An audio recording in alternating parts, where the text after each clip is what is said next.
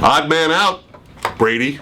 Forget cable, switch to Frontier. The Fios Triple Play brings dedicated 100% fiber optics to your home. Fios TV, 15x5 internet and digital phone for $119.99 per month with 2-year price protection plan on qualifying service. FrontierPacificNW.com. You sort of got him. He's under the weather. He's kind of odd, though.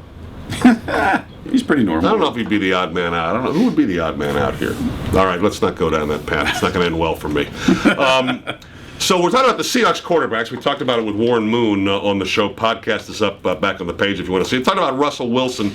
We thought maybe he was a guy he'd work with specifically. He hasn't, but he talked about it a little bit. And then it got to the point where, he wouldn't really answer the question odd man out, but this is going to be, since quarterback's the most important position, this will be the conversation probably until the third preseason game. Mm-hmm. You can't carry 4. You're going to carry 3. Who's the odd man out? Well, and we asked, as you said, Warren Moon today. He didn't really commit to anybody. I think you and I both agree. They draft one guy with a third-round pick. They spend $11 million guaranteed dollars on Matt Flynn. Those two guys are in. Yeah, you're not going to let them go. So the odd man out is either going to be Portis or T-Jack.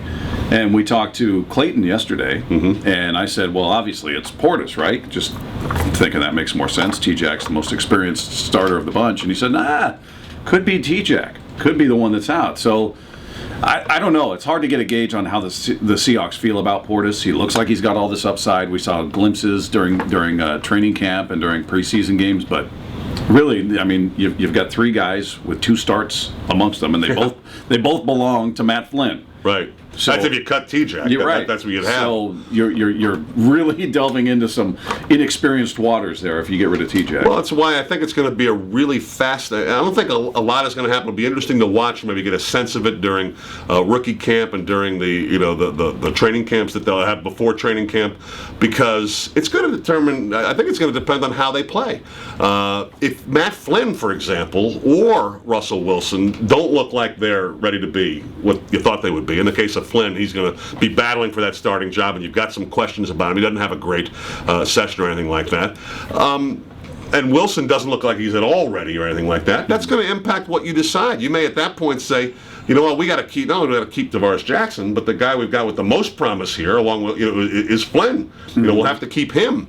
How they play may impact who they wind up keeping. It's hard to get around between Portis and Jackson. I think we both agree that neither Portis nor Jackson is guaranteed money. So it's going to come down to one of those two. How I think, not necessarily them, but how the other guys play may impact which one they keep. How many good young quarterbacks do you need? I'm going to end the suspense right here. Are you? Good. Here's how it's going to go. Matt Flynn's going to be your starter. Okay. Your backup is going to be Tavares Jackson. Okay. Your third stringer will be Russell Wilson. Okay. And Portis will be your practice squad guy. Hopefully no one picks him up and he'll stay there. That's what you hope. That's how I see it playing out. All right, then let's leave it at that.